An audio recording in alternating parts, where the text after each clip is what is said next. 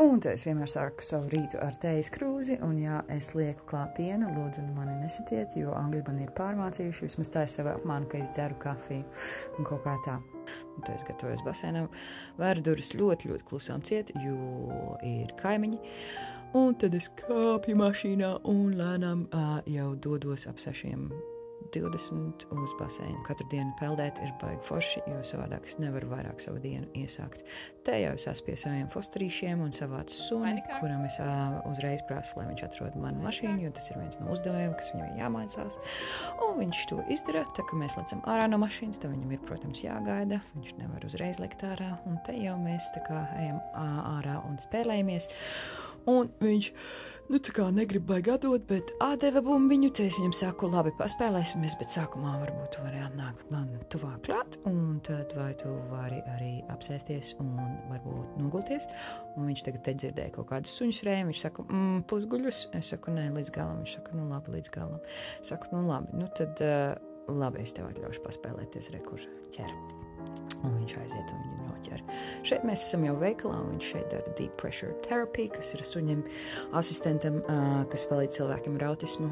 Viens no galvenajiem uzdevumiem vienkārši nomierināt cilvēku, ja viņam ir panikas laikma vai disregulācija.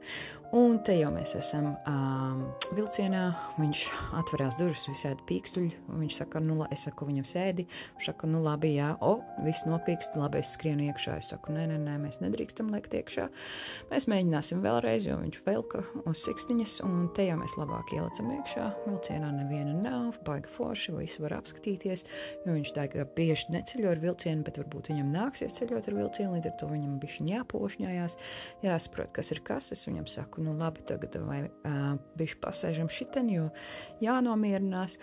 Un viņš saka, es nezinu, es esmu bišķiņ tāds satraukts, bet labi, jāmēģina tad nomierināties. Un baigi labi, ka ir galpunkts, jo man nevajadzēja pa biļeti maksāt, un vilciens arī nekur negāja, mēs te tagad sēžam un nomierinamies. Kaut kā apmēram tā. Tad mēs lecam ārā. Un braucam atpakaļ uz treniņu centru, kur es nomainu suni. Es viņam saku sēdēt, viņš apguļās, saku, nē, es tev teicu sēdēt, viņš saka, labi. Mēs ejam un braucam arī un sākam treniņu ar to, kad mēs šitiem, ko mēs daram. Es viņam prasu, lai viņš atrod anīsa kastīti, jo mēs arī mācam viņam smaržas atpazīt. Tas varbūt viņam noderēs vēlāk atpazīt meltdowns priekš cilvēkiem, priekš cilvēku, priekš kuru viņš strādās. Un viņš, kā jūs redzējāt, viņš apgūlās, un viņš saka, labi, kur ir tā kastīte. Un te es mēģinu viņu noslēpt baigi tālu, lai viņš, tā kā neredzētu, kur tas ir, kamēr viņš ošņājas, un te es viņam saku, atrod to anīsu, jo tur ir anīsi iekšā, viņam vienkārši kaut kādu smaržu jāatrod, viņš saka, kur ir mans gardums, es saku, labi, šoreiz es tev došu gardumu. Nē, šoreiz es viņam aizmetu mantiņu.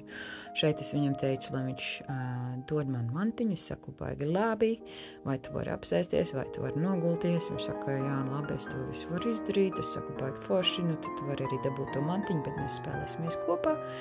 Mēs spēlējamies, un jā, es viņam atļauju uzvarēt, un es viņam saku, tu esi tik stiprs, nenormāli forši, tu uzvari, dabūn to mantiņu. Viņš saka, superīgi, es viņam saku, dod man mantiņu apakaļ. Viņš saka, labi.